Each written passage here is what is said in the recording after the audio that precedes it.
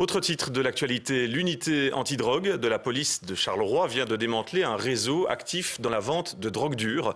Les 15 perquisitions menées à Charleroi, Mons et Anvers ont abouti à l'interpellation de 19 suspects. Une information RTL développée par Benjamin Samin et Aline Lejeune. De la cocaïne et de l'héroïne non conditionnées ou déjà prêtes à la vente. Voilà ce qui a été trouvé lors des perquisitions menées par les policiers de l'Aura, spécialisés dans la lutte contre le trafic de drogue. Tout comme des presses de conditionnement, près de 30 000 € en petites coupures et 4 armes, dont un riot gun et une de guerre. Tous les 2 jours, ce réseau écoulait près de 30 000 € de drogue dure dans les rues de Charleroi.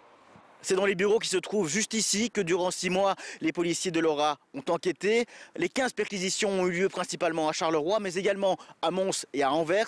C'est la tête du réseau qui était visée, tout comme les fournisseurs. Pour mener à bien ce dossier d'envergure, les policiers ont utilisé des techniques spéciales d'investigation.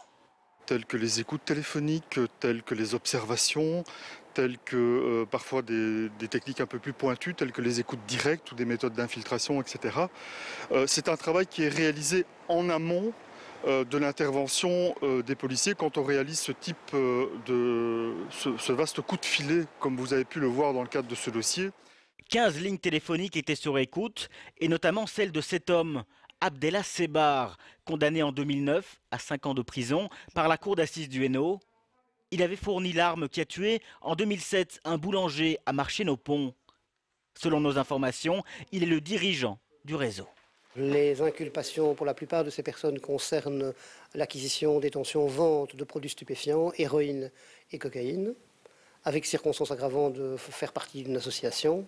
En fait, ils utilisaient aussi donc, des personnes en situation illégale pour pouvoir vendre les stupéfiants. Et une personne donc, en qualité de dirigeant. 14 suspects ont été déférés devant un juge d'instruction et 9 mandats d'arrêt ont été décernés, notamment à l'encontre d'Abdellah Sebar. Cette opération Mammouth a nécessité la participation d'au moins 120 policiers, des zones locales et des unités spéciales de la fédérale.